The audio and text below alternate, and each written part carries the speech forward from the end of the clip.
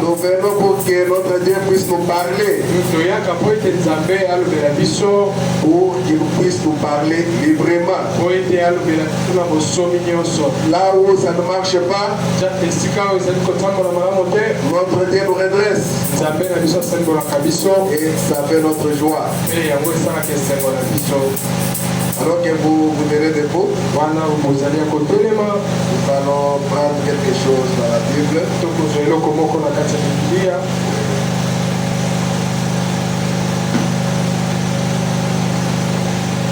Nous allons lire par Psaume chapitre 90.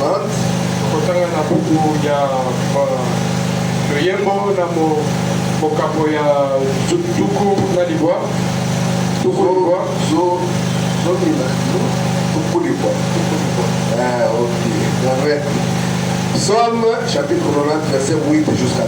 Nous allons lire. Il met devant toi nos iniquités et à la lumière de ta face nos fautes cachées. Tous nos jours disparaissent par ton courroux. Nous voyons nos années s'évanouir comme un son. Les jours de nos années s'élèvent à 70 ans. Et pour les plus robustes, à 80 ans. Et l'orgueil qu'ils en tirent n'est que peine et misère. Car ils passent vite et nous nous envolons. Qui prend garde à la force de ta colère et à ton courroux, selon la crainte qui te tue. Enseigne-nous à bien compter nos jours, afin que nous appliquions notre cœur à la sagesse. Reviens, Éternel, jusqu'à quand? Et pitié de tes serviteurs. Que le Seigneur vous bénisse.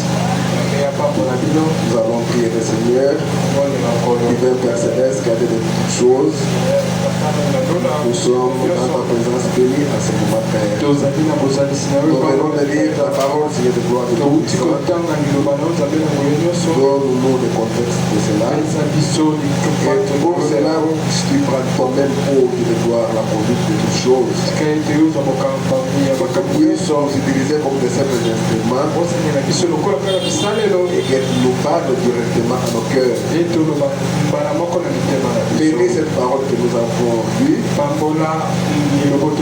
Bénis cette parole que nous avons écoutée.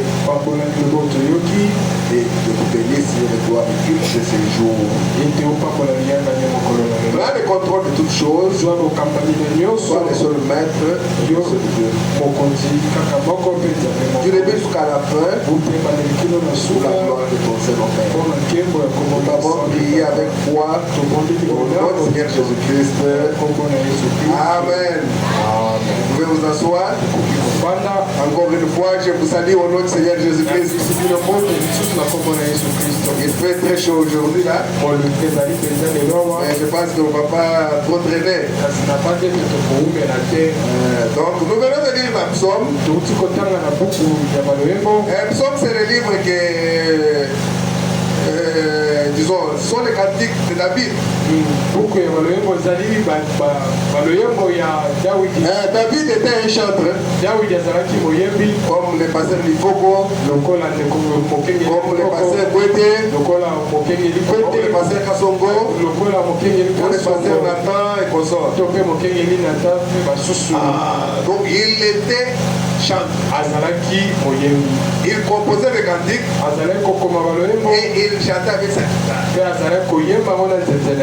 Amen. Et ces cantiques étaient inspirés à tel point que quand il chantait, les mauvais esprits pouvaient sortir des gens. Comme Saül. La Bible dit, quand les mauvais esprits tourmentaient Saül, on amenait David David. Et David chantait pour lui. Alors, Saül était soulagé. Alors, les psaumes, la grande partie qui est la sorte de cantique de David.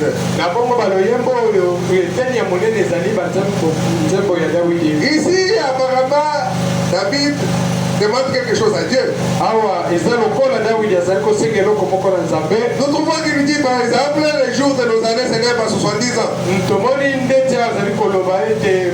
Et pour les plus robustes, 80 ans. Donc c'est qu'il a y apporté. Il a eu le temps de compter. Et quand on compte, on réfléchit. Amen. Et il dit, enseigne-nous à bien compter nos jours.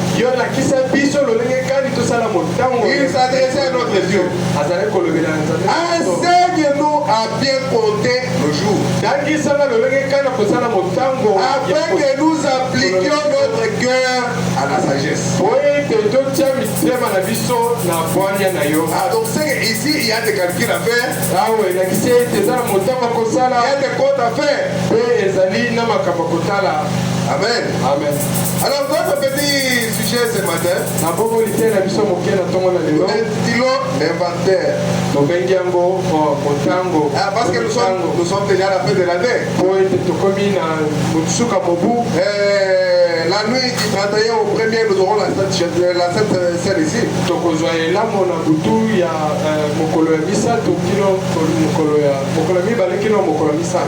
Amen. Et quand on va à la Sainte Seine, la Bible nous dit qu'en venant à la table du Seigneur, il faut s'examiner. Donc c'est que quelqu'un doit faire un certain inventaire. Nous devons faire l'inventaire de nos vies. Amen. Amen. Et comme nous venons de terminer l'année, nous voyons même dans le naturel, dans des entreprises, il faut faire l'inventaire. Peut-être l'inventaire annuel. Alors quand ils vont faire leur inventaire, il se passe sur certaines choses. Des articles, de marchandises, et ils ont un plan comptable. C'est sur de ce plan comptable-là qu'il faut leur inventaire. Nous devons faire aussi notre inventaire. Mais notre plan comptable, c'est quoi? Parce que c'est la fin de l'année. On va nous élever prier. Ah, merci Seigneur. Oh, bonne année. Comme chacun les jours de son anniversaire, il dit merci Seigneur. Et on doit rajouter une année. Mais notre force, c'est ce que nous supplions. Il y a une année de foi. Alléluia. Donc si la personne devait avoir 70 ans, et qu'il jubile comme il a eu 50 ans, il lui reste 20 ans. C'est ce que nous supplions. Et quand la personne a 55 ans, oh merci Seigneur, nous avons donné 55 ans. Mais l'autre personne qui intéresse 15 ans. Une raison de plus pour faire l'inventaire chaque jour. Amen. Amen. Mais nous allons aussi faire l'inventaire. Il y a beaucoup de choses que nous devons considérer. Mais on va prendre certaines choses. Et chacun sait ce qu'il a eu à faire toute cette année. Pourquoi pas cette semaine? Pourquoi pas les 2 jours ici? Parce que nous devons faire l'inventaire chaque jour. Peut-être chaque soir quand nous revenons, on fait l'inventaire du jour. Et à ce moment-là, à la fin de l'année, on n'aura pas à faire beaucoup de calculs. Mais si on apaise tout pour toute l'année, on aura beaucoup de choses aussi à faire comme inventaire. Et aujourd'hui, nous parlons de l'inventaire. Nous allons prendre quelque chose. Toujours dans Psaume 119. Nous avons vu dans Psaume 90 là. David dit, Seigneur, apprends-nous à compter le jour.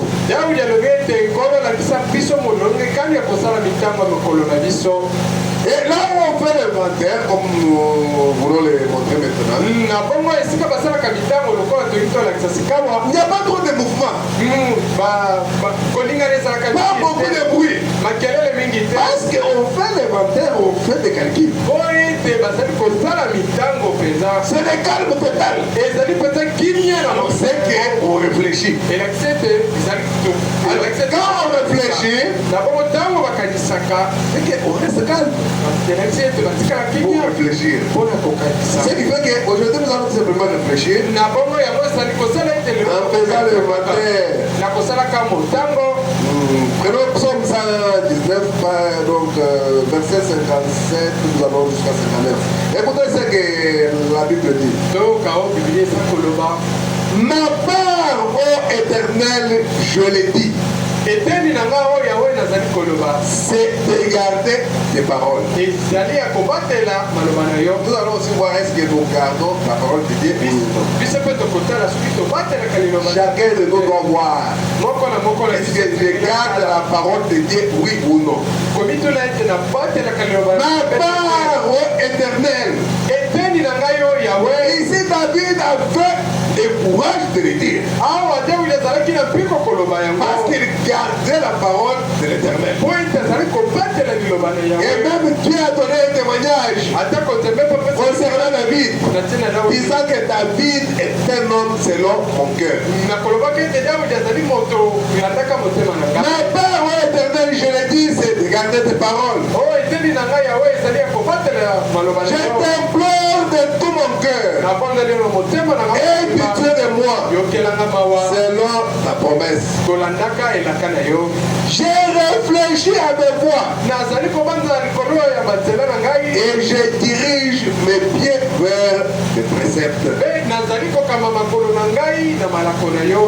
David dit que j'ai réfléchi à mes voies. Donc c'est qu'il faisait l'inventaire. L'inventaire de sa vie. Amen. Alors comme nous arrivons à la fin de l'année, faisons l'inventaire chacun. Cette année, qu'est-ce que je fais comme part? Est-ce que j'ai rempli ma part? Est-ce que j'ai fait ce que la parole me demande de faire? Amen. Parce que la parole de Dieu est une lampe à nos pieds. C'est ce qui éclaire notre chemin. Alors si on n'utilise pas la parole, c'est qu'on va se cogner contre quelque chose. Et quand on va faire l'inventaire, on verra qu'on a fait beaucoup d'accidents. Et vous savez, quand quelqu'un fait beaucoup d'accidents, on devrait dire même son permis de conduire. Parce que sur la route, il y a des signalisations, il y a des signaux et ainsi de suite. Il faut les respecter. Amen. Prenons une signalisation ici. Hébreux chapitre 12. Nous allons lire le verset 14 jusqu'à 17.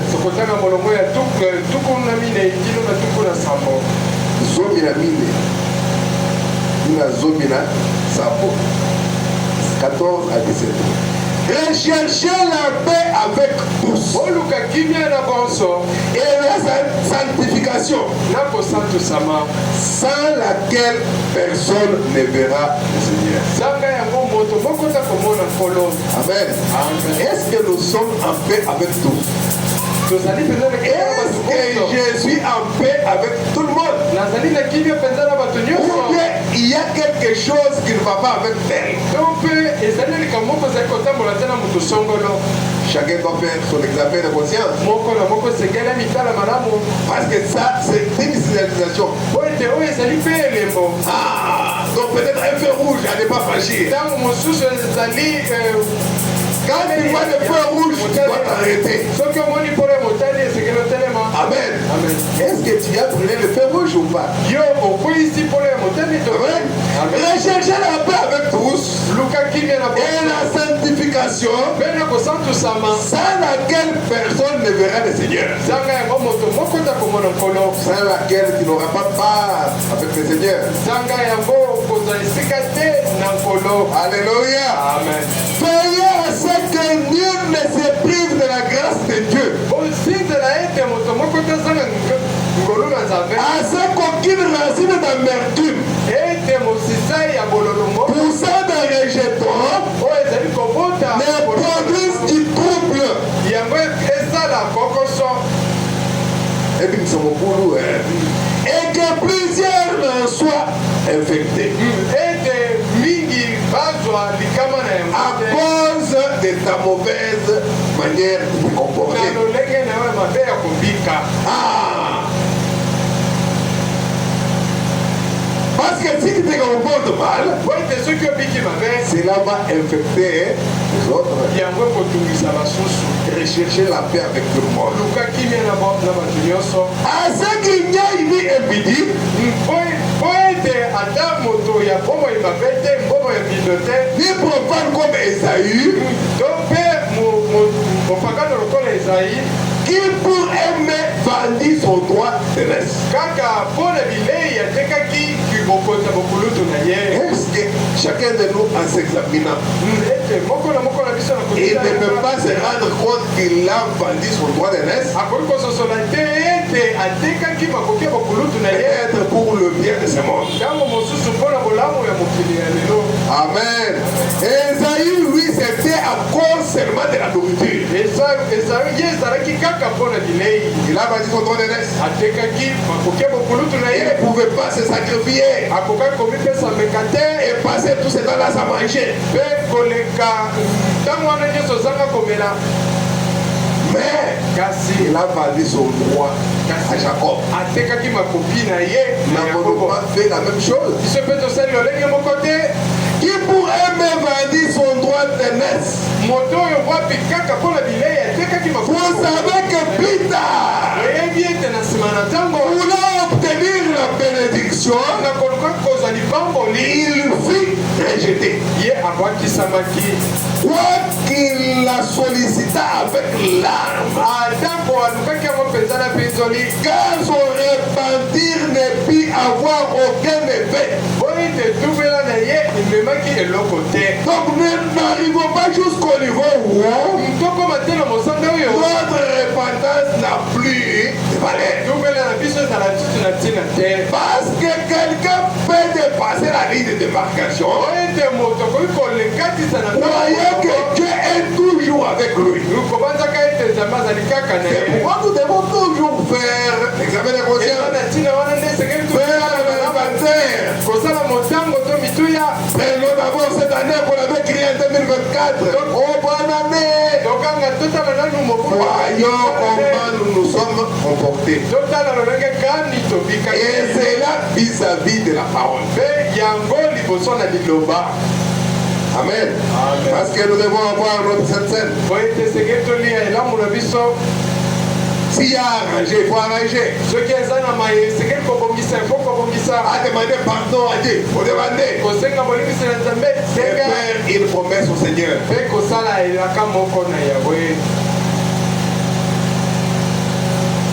Amen. Mais le problème est que l'homme L'homme ne se préoccupe pas de la fin de sa vie.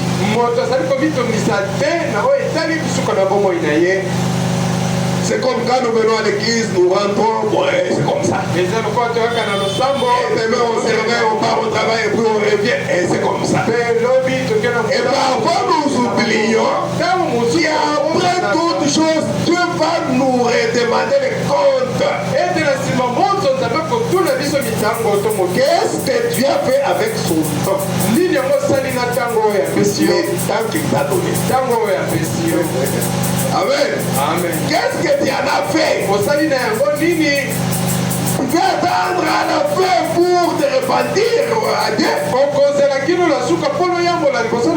Il y a des gens qui se sont repentis, mais leur repentir n'avait rien à voir. Judas Iscariote est allé même jusqu'à se pendre. Il avait déjà dépassé la ligne de démarcation. C'est le temps où Dieu nous demande de réfléchir. Mais qu'est-ce que le frère Branham nous dit? Dans la prédication, à qui irions-nous? C'est prêché le 6 juin 1960. 6 juin 1960. Paragraphe 10 et 11. Frère dit ceci.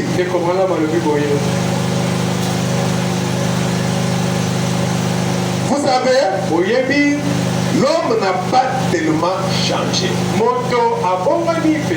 C'est ce que nous sommes. Mais nous sommes des enfants de Dieu. Nous ne sommes pas des hommes ordinaires. Ce qui fait que nous devons montrer l'exemple. L'homme n'a pas tellement changé. Il continue pratiquement à errer dans le monde.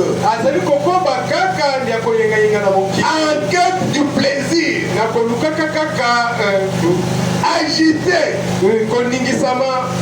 Jamais satisfait. N'aboutissant jamais à de bonnes conclusions. Ne trouvant jamais du repos. C'est ce que nous sommes. On monte, on descend. On fait ceci, on fait cela. Quand c'est l'heure même d'être à l'église, nous ne sommes pas là. L'homme est toujours agité. Il cherche du plaisir.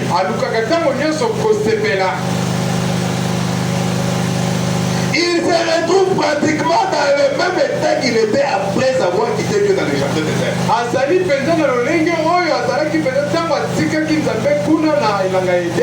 L'homme a commencé à se débrouiller. Alors que nous devions avoir toujours confiance en Dieu. Sachant que comme Dieu a dit ceci, je dois le faire. Il va s'occuper du reste. Mais vous verrez l'homme qui dit, je n'ai pas regardé dans la terre. C'est le moment où c'est tous les soirs ici que les gens sortent de leur travail. Maintenant qu'il faut vraiment vendre, c'est à cette heure vraiment. Je n'ai pas le temps d'aller à l'église. Et nous n'avons qu'une seule réunion au cours de la semaine. Une seule réunion. Comme le prophète le disait, que je n'avais que 2 réunions la semaine. Mercredi et dimanche. Parce qu'il devait travailler. Amen. Et on n'a qu'un seul jour. Ce jour-là, j'étais à la commune.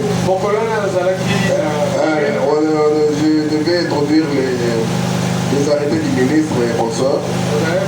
Alors, j'ai trouvé un couple là de... C'était une église, je ne sais pas laquelle. Alors quand on était en train de prendre les identités, consorts, tout ça, les questions composées, entre autres, on demande, bon, vous avez des activités à l'église quel jour et quel jour. Comme nous allons dire jeudi et dimanche. Et les autres jours selon la conduite. Comme par exemple on aura culte la nuit du 31 au 1er janvier. Mais le programme tel que nous l'avons écrit au mur là, c'est jeudi et dimanche.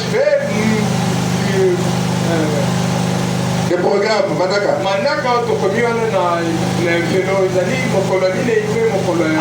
Alors quand on demande à ce groupe-là, ils disent nous avons les activités tous les jours. C'est du lundi au dimanche. Imaginez-vous que nous mettons ici du lundi au dimanche, nous devons être ici. On n'a pas dit que quelqu'un va manquer son travail. Bon, lundi jusqu'à dimanche, nous sommes ici. Peut-être à 18h, 19h, les gens ont déjà fini leur travail. Est-ce que nous sommes là? Il y a des fois, je passe dans le quartier ici, tout ça, vers 16h ici, ou 11h, 12h, c'est un mercredi ou mardi, ou je ne sais pas, samedi. Il y a des églises qui se plaignent là-bas. Et jeudi à 10h. Chaque jour, c'est comme ça. Est-ce que nous le faisons? Non, ça c'est un programme. Mais nous avons les programmes. Ne se présente pas. Et c'est à cette heure-là que tout devient florissant et probable. Ou c'est à ce moment-là que tu te fatigues vraiment. Écoutez ce que le frère madame nous dit. Et il trouve que vivre ce que Dieu a dit, c'est difficile. Et on dirait qu'il ne se préoccupe pas tellement, pas beaucoup de la fin de sa vie ici.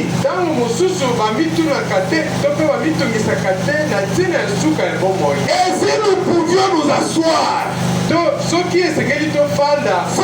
l'inventaire et nous poser la question de savoir pourquoi nous sommes ici ce matin. Il prend ton temps, il est là assis, il médite. Qu'est-ce que je suis venu faire sur la terre? Pourquoi Dieu m'a envoyé sur la terre? Amen. Amen. C'est pour rester à la maison regarder la télévision.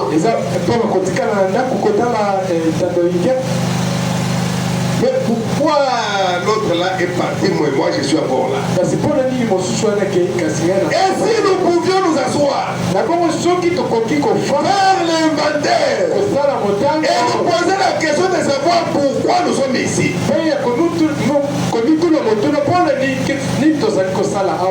Comment nous sommes venus sur cette terre? Ce qui nous a amenés ici et ce que sera notre destination éternelle. Ici nous pouvons nous asseoir et réfléchir, nous poser des questions, faire l'inventaire. Est-ce que nous pouvons le faire? Je pense que si nous tous nous réfléchissions sérieusement là-dessus, pendant 5 minutes de notre vie, nous pourrions tous parler comme Pierre. Pierre avait trouvé en Jésus-Christ quelque chose qui n'était pas dans d'autres hommes. C'est pourquoi il a posé la question à qui irions. Quand nous pouvons nous asseoir et nous poser nous-mêmes des questions. Qu'est-ce que nous faisons sur la terre? Faire l'inventaire. Qu'est-ce que nous faisons sur la terre? nini tosalaka na mokili. Pourquoi Dieu nous a envoyés sur la terre? mpona nini nzambe atindi biso na mokili. Amen. Et parfois certaines personnes disent non mais il faut que nous mettions même encore un autre jour de la semaine, que ce soit peut-être mardi et jeudi. Mais le jeudi même tu ne viens pas. kasi mokolo mine wana ozali koya. Mais comment on va mettre mardi? kasi tokotia mokolo mibale ndenge nini. Est-ce qu'on peut faire un inventaire? biso tokoki kosala motango. Amen. amen.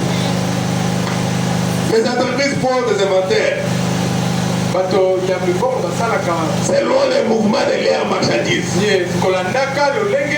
Qu'est-ce qui est entré, qu'est-ce qu'on a vendu, qu'est-ce qui reste, nini yango ekotaki nini bateki. qu'est-ce qui n'a pas marché, nini etamboli te. quels sont les produits qu'on ne va plus commander, biloko nini tokosomba lisusu. quels sont les articles qui nous ont fait faire faillite.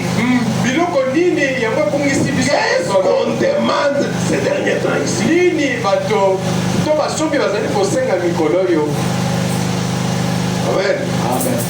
Alors, quand la personne peut faire déjà l'inventaire, na bongo soki moto akoki kosala deja il peut déjà se dire, akoki mpe komilobela. imagine-toi quelqu'un là-bas en Europe, bokanisa moto moko kuna na eropa. et on arrive au mois de décembre comme maintenant, tokomi na mobu ya desambre lokola lelo. il met dans son magasin les habits d'été. atie na butiki na ye bilamba ya molunge. Il va faire faillite. ye mpenza kobungisa Parce mosolo. que c'est l'hiver. po ete ezali ntango ya malili. Il faut les habits couverts. esengeli bilamba ya malili. Frère, madame, continue, il dit. ekopana bakomi mpe alobi. Dans la seconde verset, nous allons lire paragraphe 65 jusqu'à 70. Il dit ceci. L'église ferait mieux de s'examiner à la lumière de la parole. losambo esengeli emitala malamu na mpole ya liloba. Concernant notre pureté, kotalaka peto na biso. notre loyauté kotalaka motema malamu na et biso. notre dévotion. mpe komipesa na biso. Est-ce qu'on peut d'abord s'examiner, esengeli tokoki nanu komitala malamu te. voir la pureté, kotala nanu bopeto na biso.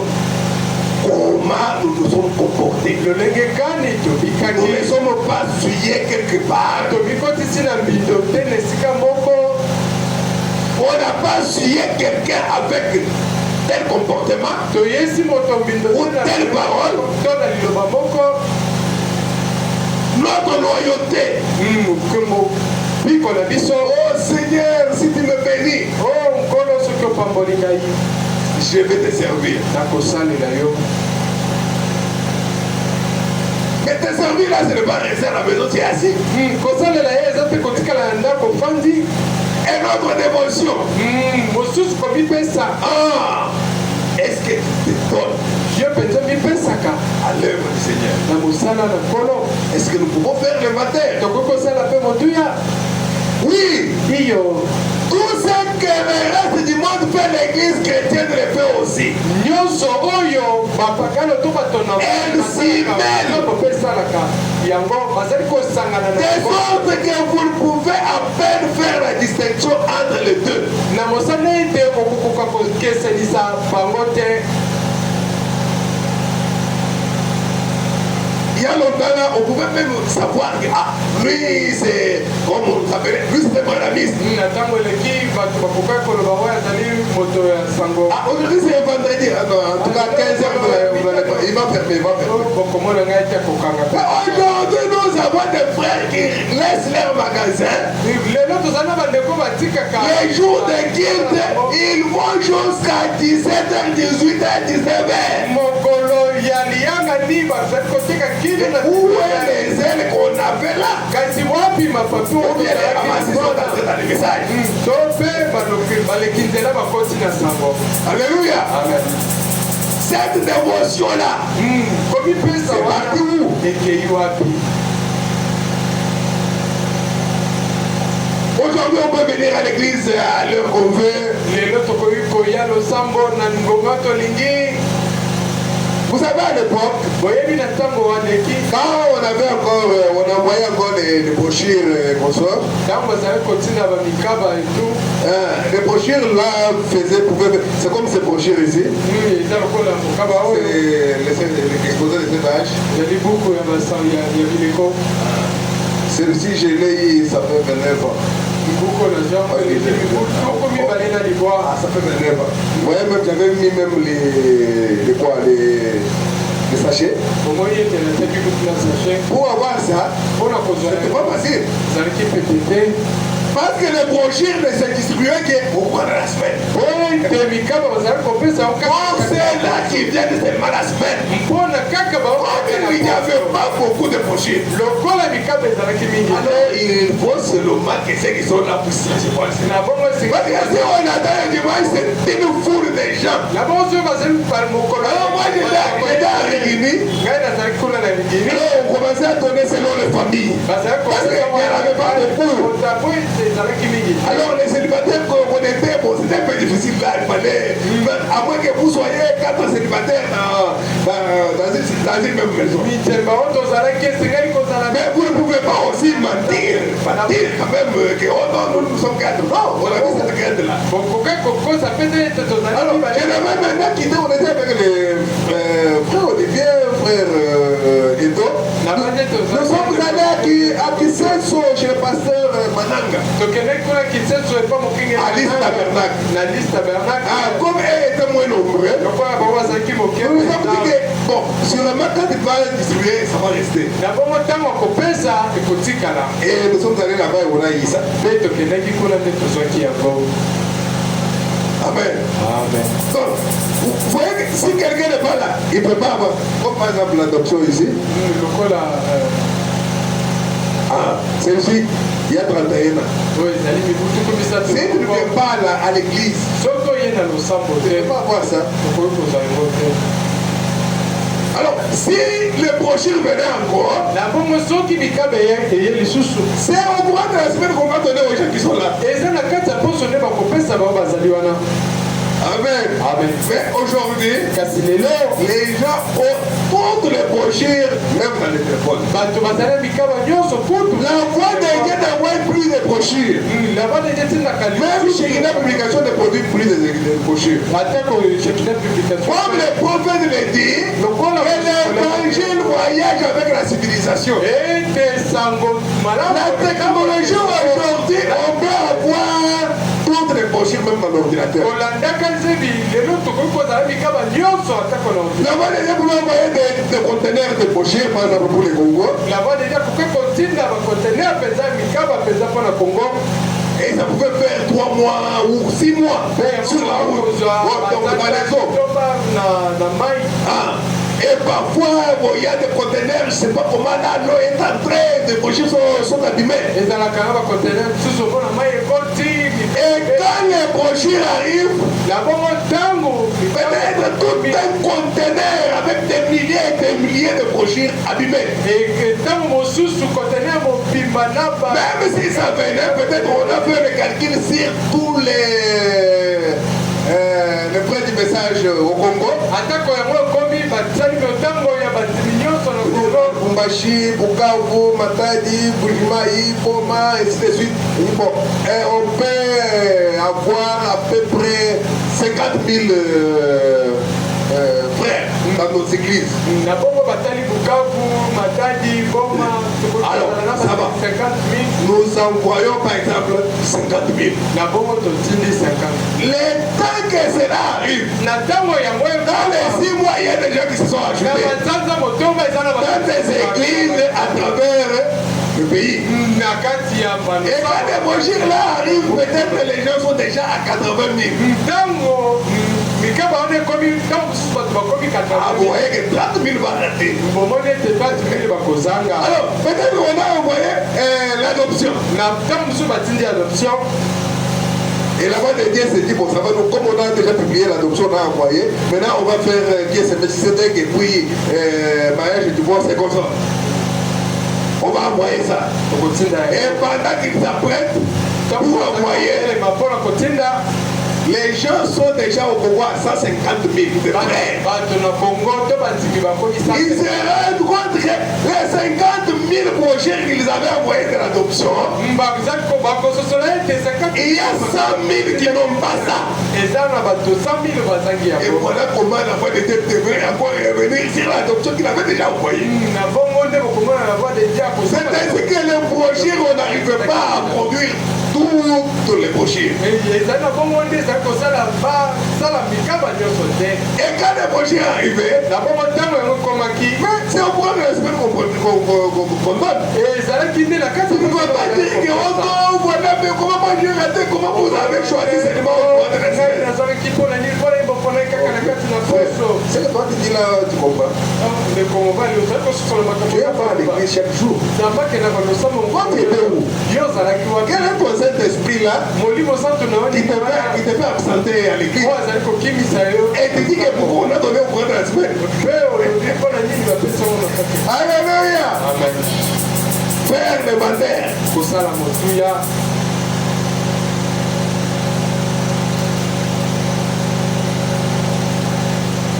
L'église doit faire le mandataire. On arrive à peine à les distinguer avec les dénominations. Il est temps pour nous de faire le mandataire. Frère Madame dit, il se fait tard. Il ne faut pas que cela soit comme Esaïe. Il a commencé à pleurer. Ses pleurs n'ont rien produit. Il avait vendu son droit de naissance. Oh mon frère, s'il n'y a jamais eu une époque où on a besoin d'allumer une chandelle et de répandre la lumière de l'évangile, une fois de plus, c'est aujourd'hui. Allumer la lumière pour faire le matin. Mais pour une expérience qui provoque un examen de conscience, pendant lequel les hommes et les femmes se mettent en ordre avec Dieu, avant de passer même à la table du Seigneur. C'est vrai, nous sommes au temps de la fin. Amen. Amen. Et nous devons prendre la parole et faire cet examen de conscience, faire l'inventaire, voir si nous avons bien marché. Qui rentre toute l'année. Ça ne sert seulement à rien de crier oh bonne année. David a dit ici ma part c'est de garder ta parole. Mais qu'est-ce que toi aussi tu peux dire? Est-ce que nous avons gardé pour la parole?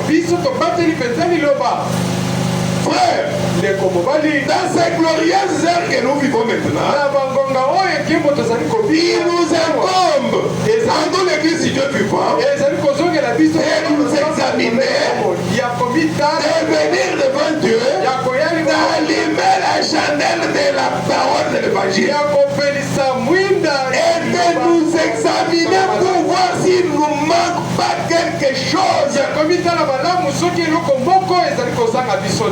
Est-ce que l'amour du Seigneur ne nous manque pas? Est-ce que nous sommes vraiment sûrs que l'amour du Seigneur ne nous manque pas? Est-ce que toute cette année, est-ce qu'on a fait l'amour du Seigneur?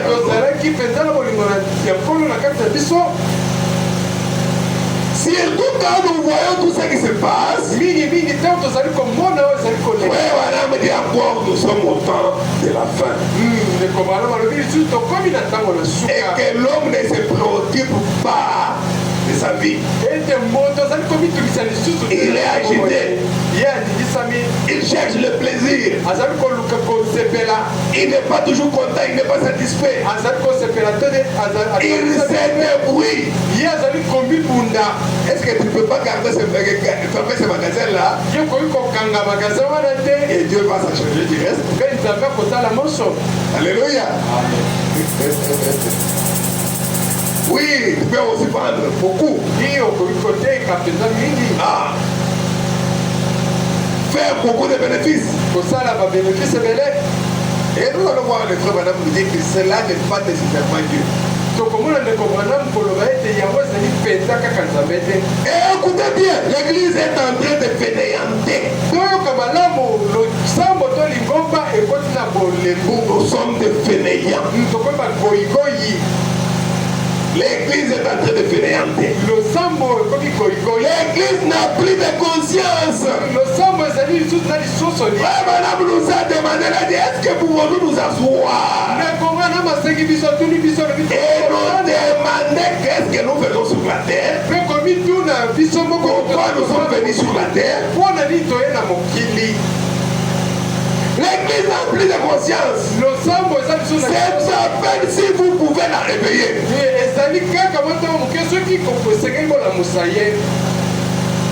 Et faut madame dire, la Bible dit qu'elle en viendra à dire. L'église en viendra à dire. Voici votre maître tarde à venir. Alors cela donne la paresse. Les gens ne sont pas motivés.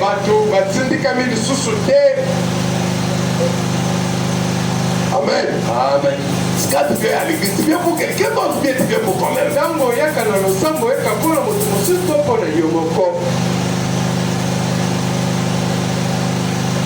Comme je vous l'avais dit, nous à l'église, à l'époque, nous on se battait pour entrer. On se bat. Et parfois, il y a un bouton qui s'est cassé. Ah, mais là c'est notre affaire de bouger. Mais à Riguini, moi j'arrivais à l'église à 5h30. Des années et des années. À 5h30. Bon, j'étais à Salongo. 30 minutes parce que j'ai quitté la maison à 5h et à 5h30 j'étais à Riguini là-bas. Là c'est pour le dimanche. Au courant de la semaine, non, on ne pouvait pas marquer l'équipe. Marquer comment? On avait cours. On commençait les cours à 8h. On terminait à 18h. Et je dois courir pour arriver même à 19h moins. Parce que l'équipe se terminait à 20h. Quelqu'un qui est fatigué depuis 8h. Hein? Les cours. Donc l'examen, le travail intellectuel fatigue. Ah, mais on devait être à l'église. Et quand nous sommes venus avec de la parole, quand on était à Djili ici, j'ai papa Paulet Tsumbu. Et papa Paulet Tsumbu occupait le campus là-bas. On pourrait pour arriver ici à nombre de chimie ici. Chaque jour on était à l'église. Mais je ne sais pas quel est le Dieu qu'aujourd'hui que les gens prient.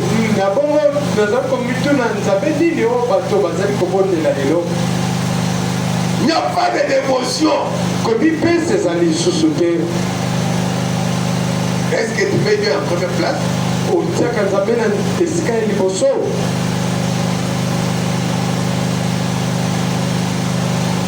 Est-ce que mettons-nous Dieu en première place?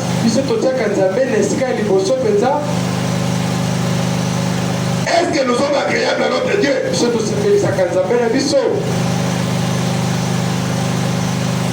Et frère madame nous dit, Dieu visite quelqu'un quand il commence à réfléchir.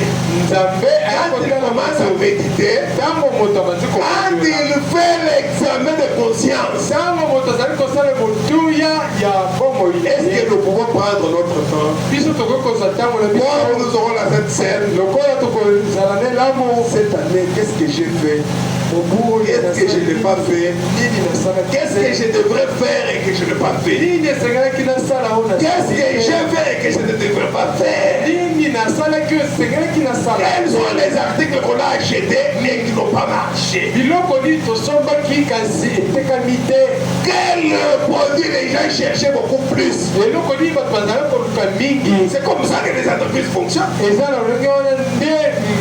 Alors la personne aussi fonctionne comme ça par rapport à son Dieu.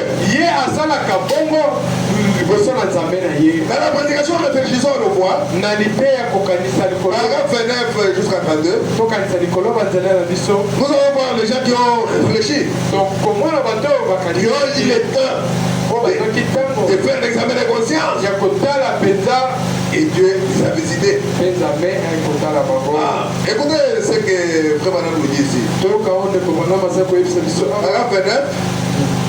J'ai prêché le 6 juillet 1959.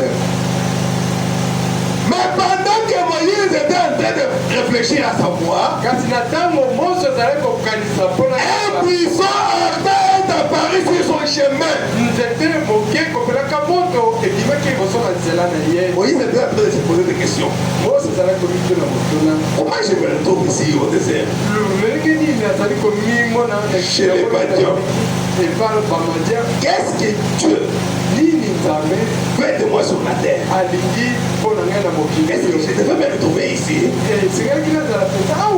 Qu'est-ce qui m'avait amené à tuer cet Égyptien-là? C'est ce qui a fait que je puisse fuir.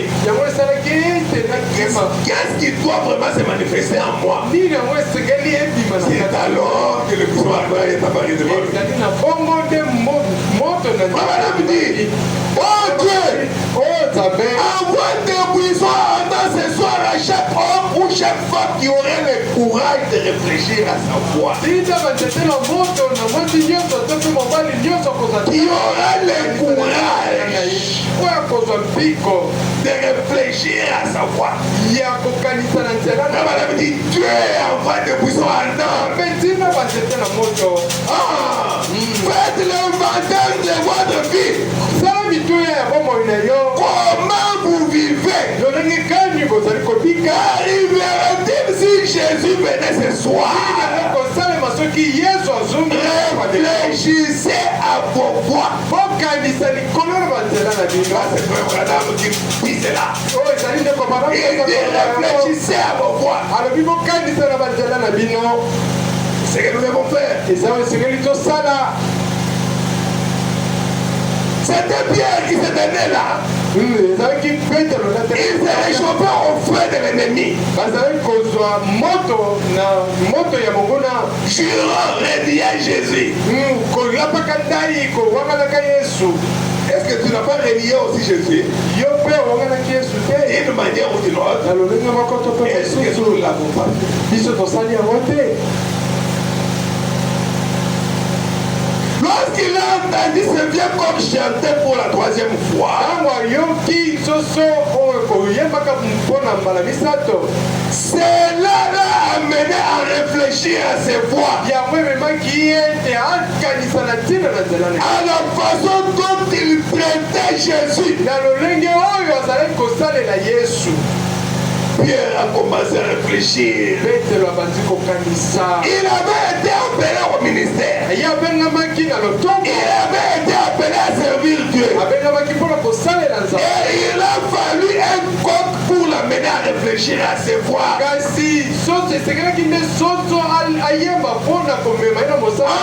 ce soir ou ce matin, un coq est en train de chanter.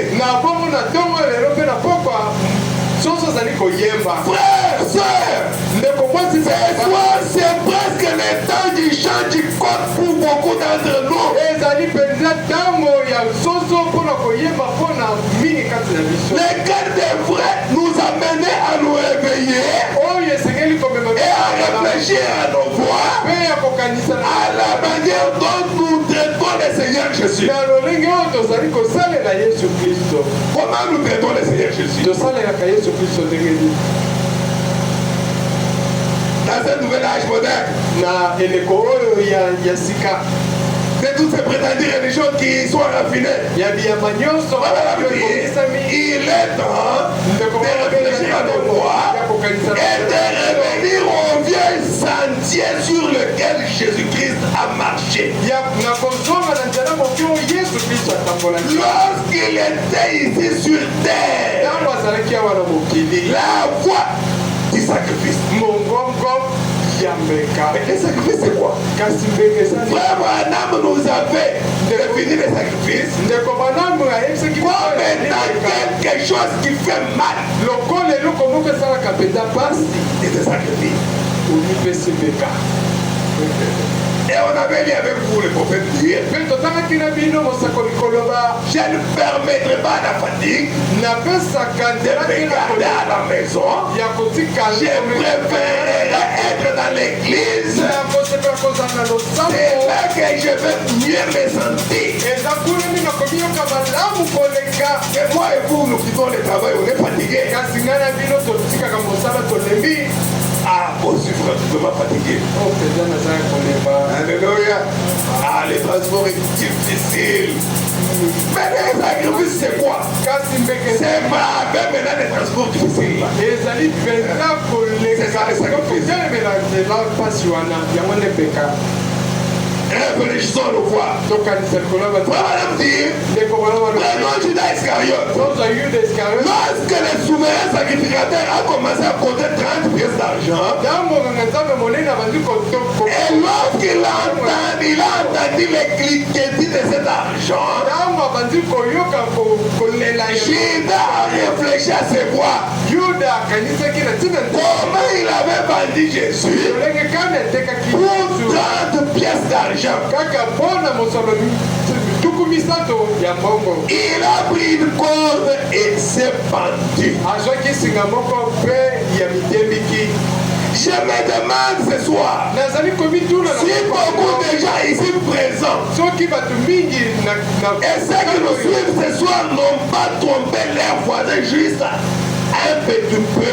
mpe bango bazali kolanda biso na mosika ete s'ils n'ont pas trompé leurs voisins soki bakoseki bafandisi na juste un petit peu, kaka mwa moke et s'ils n'ont pas réalisé une petite transaction malhonnête, so mpe basalaki mombongo moko boye ya malamu j'ai pris que si c'est le cas, nabondeli ete soki eza bongo que vous entendiez les cliquetis de cet argent, oyoka mwa kolela wana ya mbongo wana au point que cela vous enverrait sur vos genoux kino ete ememema bino na mabolongo na bino pour vous repentir. mpona koyambola Parce que nous aurons la Sainte Seine. po ete tokozilia elamu Avant la Sainte Seine, chacun doit faire l'inventaire. ya liboso na elamu moto Mais si nous faisons l'inventaire chaque jour, kasi soki tosalaka moto ya mikolo les soirs quand on revient, na pokwa ntango on reste calme. totikali On commence à faire l'inventaire. tobandi kosala motango Quand j'ai quitté la maison, ntango nalongwaki après la ndako prière, na nsima libondeli je suis arrivé de la loi. nakomaki na esika songolo Qu'est-ce que j'avais fait là? nasalaki nini wana Ça, c'était pas bien. oyo ezalaki malamu Ça, je dois corriger ça. oyo esengeli nabongisa Et yango prochainement, je ferai plus ça. mbala ezali koyola kosala yango boye te Et puis, vers 12h, on était avec elle. nazalaki na moto songolo Je lui ai dit ceci. nayebisaki Ah, non, je lui avais caché quelque chose. nabombelaki eloko Bon, jusqu'à la fin, kino na suka la personne a déjà son bilan. moto azali mpenza na Et la journée, ya mokolo et chaque jour, si la personne fait comme ça, na bongo soki moto azali kosala bongo imagine quoi aujourd'hui tu fais l'inventaire. kanisa nanu lelo osali motango Tu me dis, olobi ete j'ai raté l'église aujourd'hui. nakimaki losambo lelo Ça, c'est pas juste.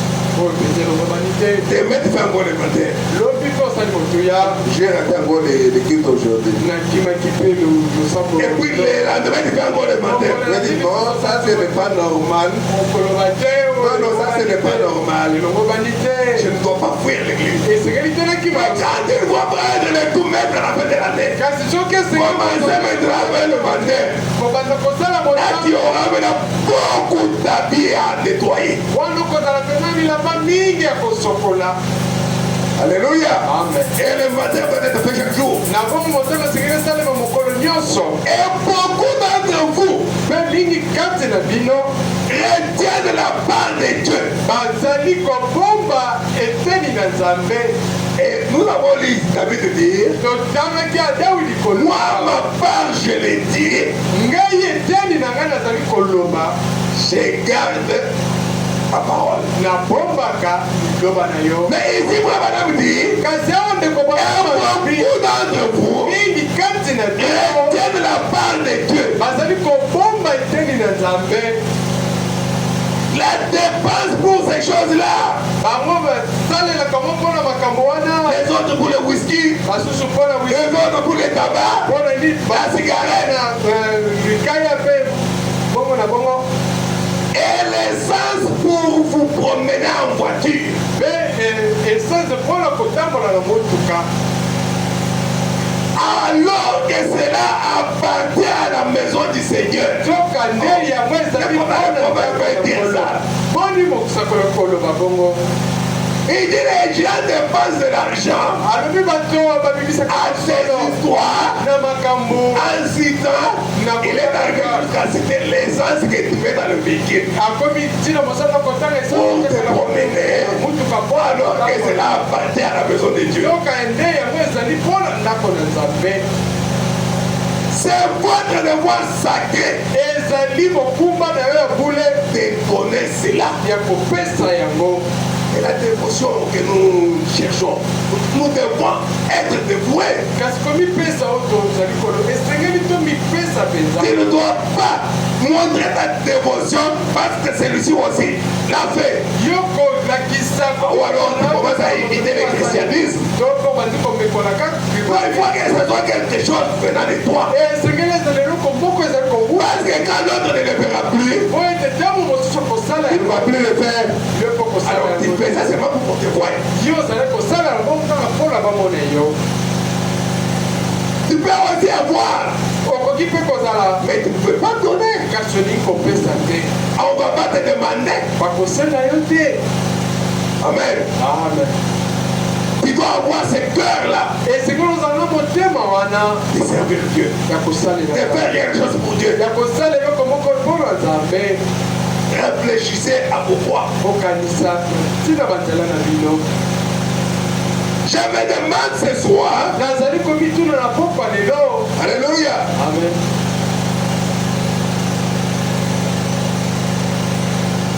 là où on nous suit par la radio, esika bonso bazali kolanda biso ainsi que dans cet auditoire visible, mpe na esika oyo tosangani awa si vous n'êtes pas en train de réfléchir à pourquoi, soki ozali kokanisa na ntina banzela na bino tel que nous sommes ici là, est-ce qu'on ne peut pas avoir le temps de commencer à réfléchir? tokoki kozwa ntango te ya kobanda kokanisa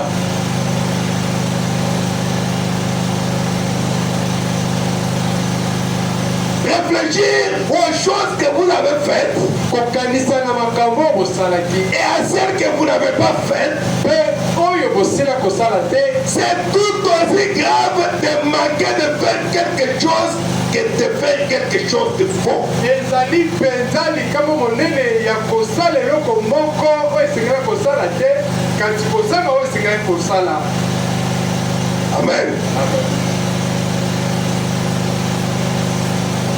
Car celui qui sait faire le bien et qui ne le fait pas, il est un péché.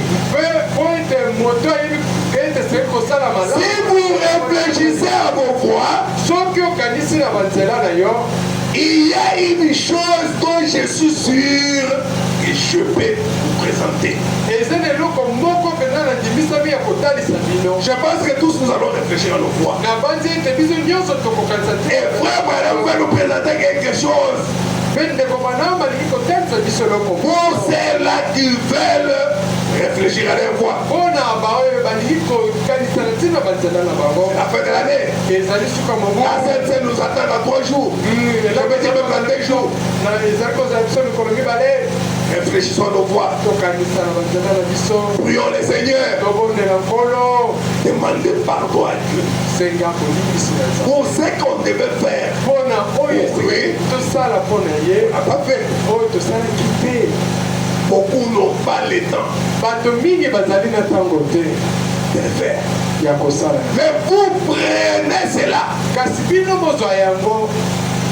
Écoutez, frère madame dit ceci. Nous allons pratiquement vers la fin. Ici, il nous parle du jeune homme riche. Les jeunes hommes riches étaient voir Jésus. Et Jésus lui a dit ce qu'il fallait faire. Mais les jeunes hommes riches n'avaient pas saisi l'occasion. À cause de ses richesses. Et frère madame dit qu'il avait rejeté le Seigneur Jésus-Christ. Quand il est parti, il a encore beaucoup de biens. Il a encore construit. Cela ne veut rien dire. Dans les investissements, par 60 à 63. Madame dit ceci. Remarquez maintenant. Ainsi laissez ceci pénétrer profondément dans vos cœurs. C'est bien non pas cessé d'augmenter parce qu'il avait rejeté Jésus. Il progressa. Il trouvera encore un autre frère, peut-être maintenant là. C'est à cette heure ici, nous sommes dimanche, qui veut maintenant voyager. C'est pour qu'au retour déjà, lundi ou mardi, commence déjà à vendre. Dieu verra que tu as toujours de l'argent. Comme ces jeunes hommes riches. Mais qu'est-ce qui est arrivé? Il progressa. Suivons-le un moment. Dans la Bible, les flux de ces marchandises s'accruent. Et ne pensez jamais que parce que le volume de vos affaires augmente un tout petit peu, qu'il s'agit toujours de bénédiction de Dieu. Non, les méchants prospèrent, vous savez.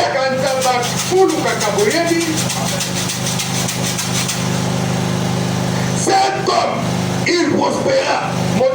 Et il devait si prospère que tous ses greniers furent remplis. Il dit en construire de nouveau. Eh bien, il pensait avoir fait la chose correcte en rejetant Jésus et en refusant d'investir en lui. Alléluia. C'est ce que frère madame va nous dire. Investissez dans le Seigneur Jésus-Christ. Et il va s'occuper du reste. Il pensait qu'il avait les choses correctes.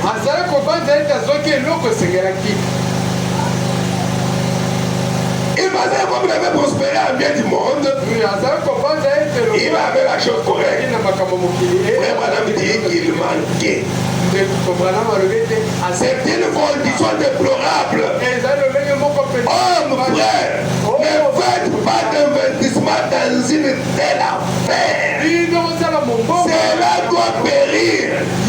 C'est que tu es en train de protéger. On dépend de la parole.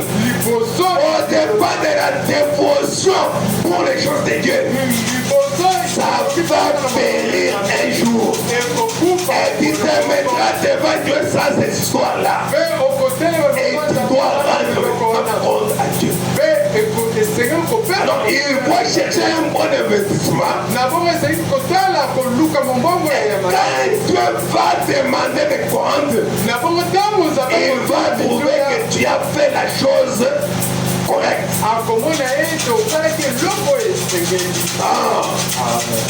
Pourquoi ne pas faire un investissement dans quelque chose qui est prouvé par toute la Bible? Mais voilà, me dire, je vous montre un véritable investissement à faire. Placez votre vie, votre temps, votre argent, votre talent. Placez tout ce que vous avez en Christ. Amen. Amen. Votre vie, votre temps, votre argent, votre talent. Placez cela en Christ.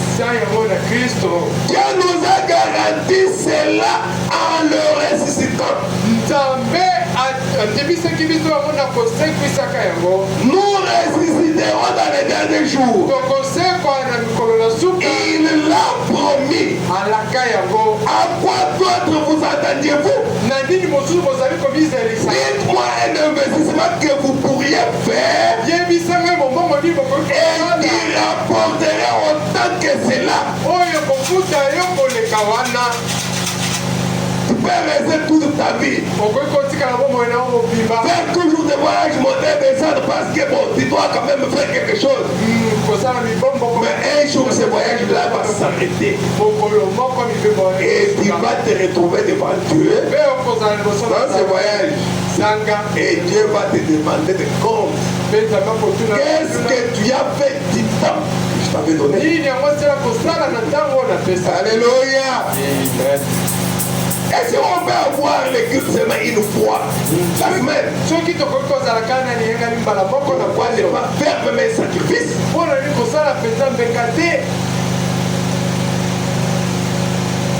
Faire un sacrifice, ce n'est pas facile.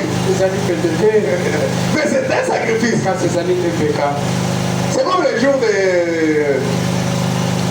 Tu vois, de Noël, il y a un frère qui nous a rendu visite là, avec sa femme et ses enfants. Alors pour qu'il arrive à la maison, après il a dit, en tout cas, je me suis rendu compte que vous faites vraiment un grand sacrifice. Pour arriver à l'église, vous faites un grand sacrifice. Et vous êtes là chaque fois qu'il y a qui vous. Et vous êtes le premier. Mais pour arriver seulement ici, on a fait ça. Nous, c'est comme ça chaque jour. On doit prendre 3-4 transports pour arriver ici. Et lui a dit le dimanche, il nous faut 60 000 fois. Le jeudi, il nous faut 40 000 fois. Parce que les deux autres restent à la maison. Donc il faut 100 000 francs la semaine. Pour les transports. Et les transports difficiles. On est à l'église. Ah, ouais. Mais il faut que Dieu bénisse quand même, non? Tu veux dire, mais je me rends compte que non, nous on fait des aventures.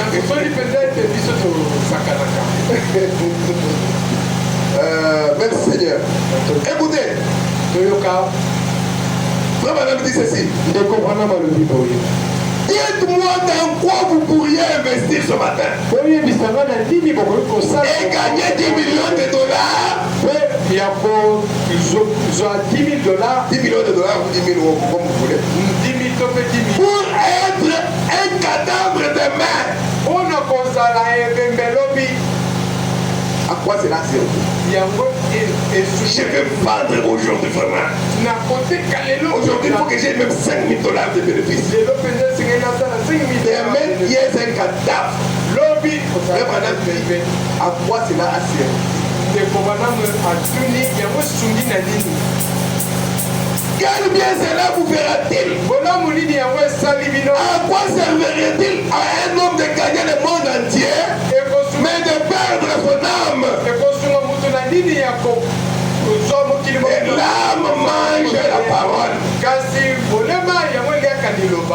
je parlais même de ces brochures ici, et nous on se battait pour les avoir. Et quand la brochure venait, on disait, je vois même ici, j'ai pris quelque part, la carte que j'avais oublié, je ne sais même pas. J'ai fait des signes là-bas. C'est que j'étais en train de lire à l'époque là, je ne sais pas quel jour, j'ai publié. Vous voyez? Alors maintenant nous avons tout ça dans les téléphones. Mais les gens n'ont même pas le temps de lire. Mais si à l'époque là c'était des brochures. Regardez les choses. D'ailleurs même les Mikaba dont on parle, les bandes magnétiques. Aujourd'hui il n'y a pas de radio dans lesquelles on peut mettre des bandes magnétiques. Même si aujourd'hui ces bandes magnétiques là sont restées dans les armoires, les tiroirs. Parce que vous n'allez pas trouver un appareil radio comme ça là. La technologie a avancé. C'est comme à l'époque où il y avait des rouleaux, mais quand il y a eu maintenant des bibles en papier, bon, les rouleaux ont disparu. Mais c'est ce qui fait que même la voix de Dieu n'envoie plus de brochures, parce qu'il a déjà envoyé les tout sous forme électronique. Même ce qu'il a ici ne produit plus de brochures. Il y a maintenant sous forme électronique. Est-ce que nous avons le temps de lire tout ça? Alors que nous avons... Ça c'est vraiment un grand jugement. Par rapport à ceux qui ont vécu les années 70, 80, 90. Où on se battait.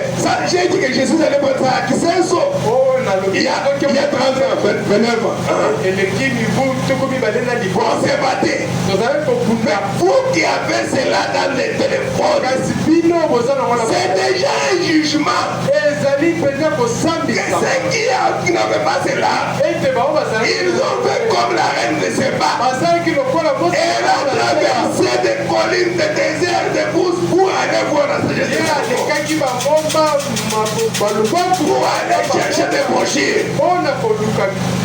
Mais il y a ici plus que Salomon. Mais vous avez ces brochures là dans les téléphones. Vous n'arrivez pas à dire cela. Vous les avez sous forme de job. Alors que les gens se battaient, ils construisaient même des armoires pour mettre des bandes magnétiques de prophètes. Une prédication prenait 2, 3, 4 bandes. Ça dépend du temps que le prophète a fait.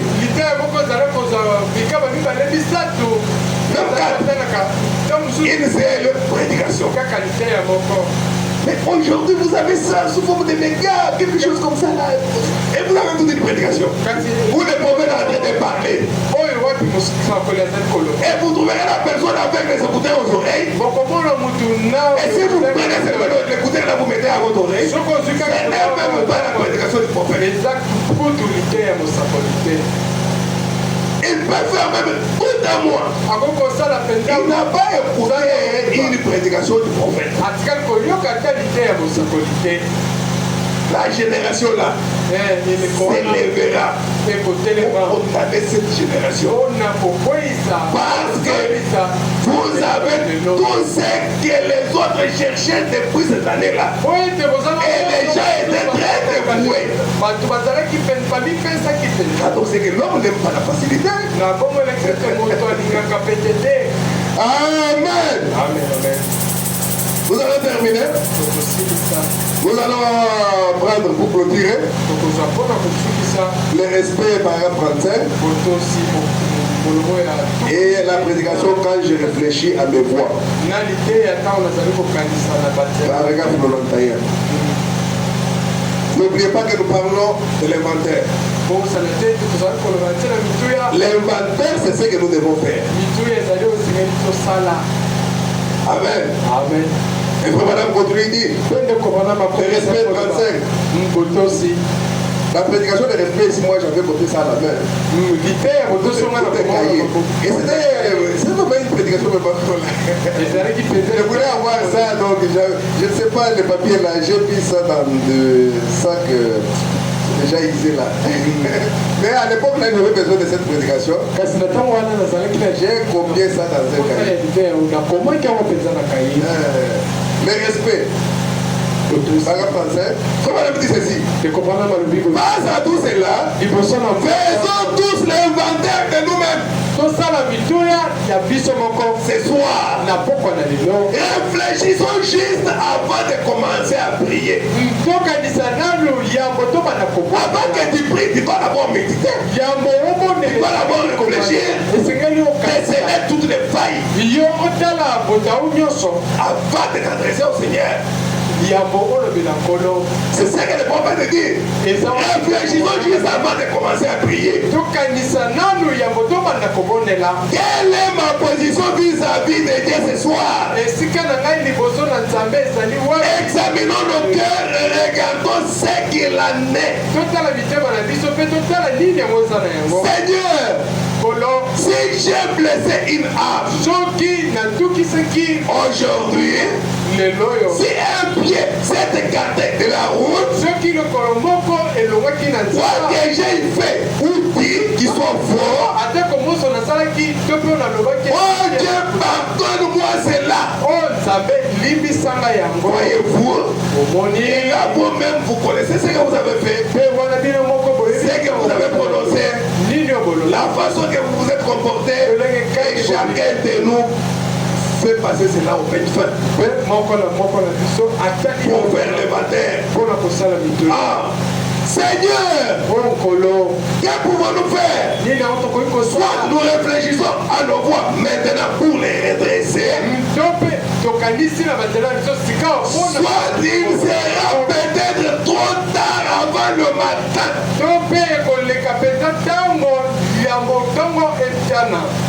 Et cette repentance-là n'aura aucun effet. Comme on a parlé d'Esaïe ici. Il a vendu son droit de l'aise à cause de la nourriture.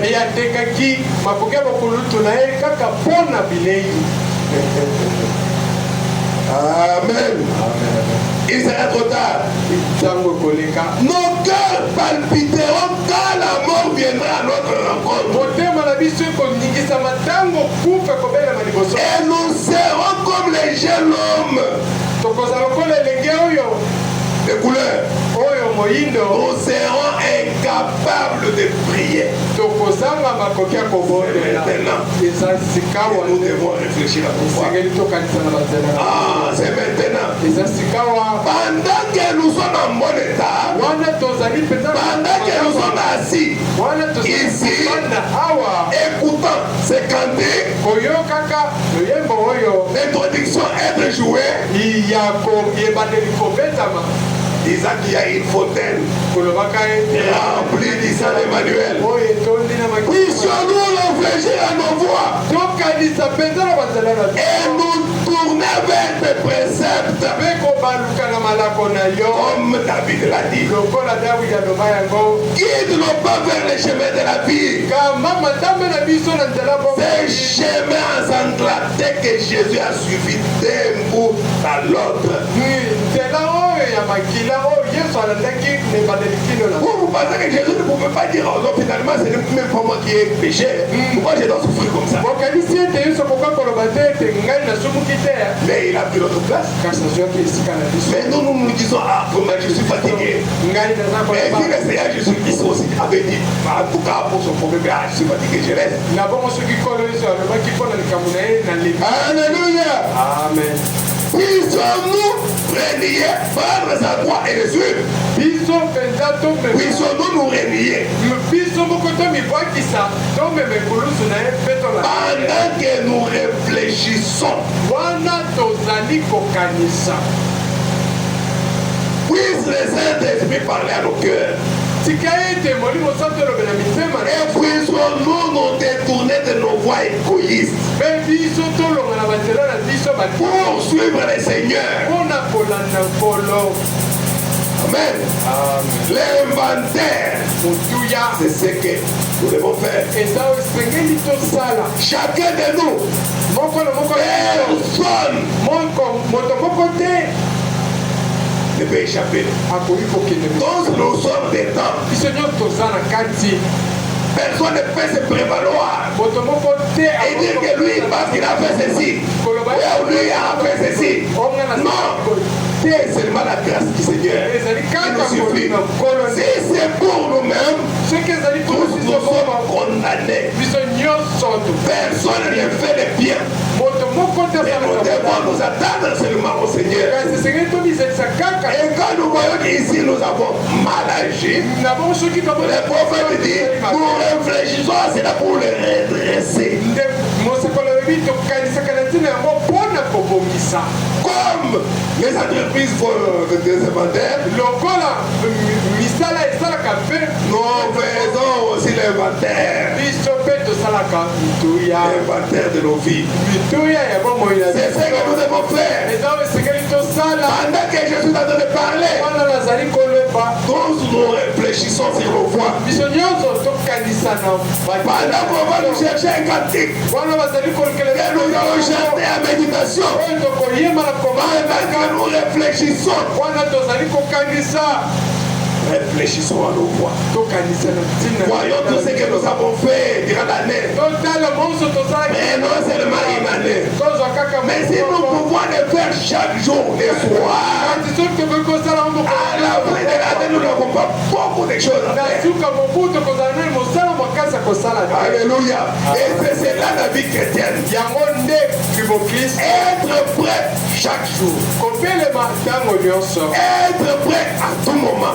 Ce n'est pas seulement attendre la veille, la Sainte Seine. D'ailleurs, la Bible dit que les disciples, ils persévéraient dans la prière et dans la fraction du pain. Frère Madame dit qu'ils partageaient le pain chaque fois qu'ils se rencontraient. Ils étaient prêts chaque jour. Alléluia. Amen. Ici, nous n'avons pas de champs de vin, de vignes, quelque chose comme ça. Mais là-bas, c'est... Hein? Donc, ils ont des champs, des hectares et comme ça. Et le vin pour le trouver, c'est facile. Mais c'est ça que nous allons nous dire. Bon, ici, nous n'avons pas dans le vin. On en vend. Oh non, tu vois, ça coûte cher. Et les unités que nous mettons dans nos téléphones chaque jour, ici, tous nous disons, bon, les 100 unités d'aujourd'hui, je donne ma part pour le vin.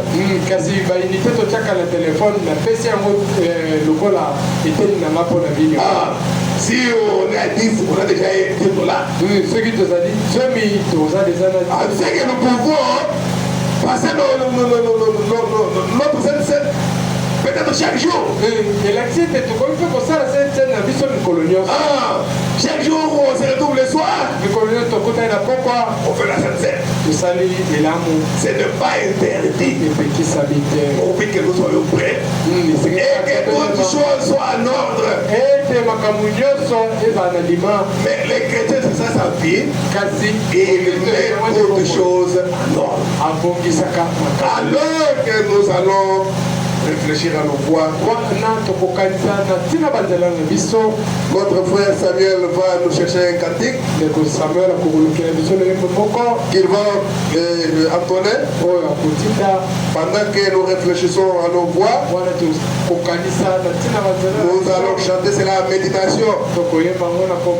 Chacun de nous va réfléchir à ses voix. Faire l'inventaire de sa vie. Voir qu'est-ce qui a marché, qu'est-ce qui n'a pas marché, qu'est-ce qu'il faut redresser, quel article n'a pas été à la hauteur dans ce magasin, quelle sorte d'habits les gens n'achetaient pas, qu'est-ce que les gens achetaient beaucoup plus, est-ce que c'était beaucoup plus du riz ou bien c'était du lait. C'est ça l'inventaire. Alors nous allons aussi faire l'inventaire et comme madame dit, nous le faisons à la lumière de la parole. Amen. Nous allons le faire à la lumière de la parole. Comme nous avons lu ici dans Hébreu. La Bible a dit, recherchez la paix avec tous et la sanctification sans laquelle personne ne verra le Seigneur.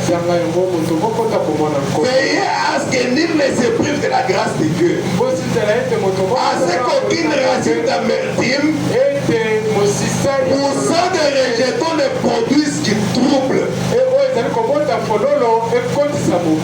et que plusieurs n'en soient infectés. À ce qu'il n'y ait ni impudique, ni profane comme Esaü, qui pour un même vendu son droit de naissance. Vous savez que plus tard, pour obtenir la bénédiction, il fut rejeté. Quoiqu'il la sollicita avec larmes, ces larmes-là ne servaient à rien. Car son repentir ne put avoir aucun effet. Alors que nous nous mettons tous debout, on va nous conduire dans un chant et nous allons chanter.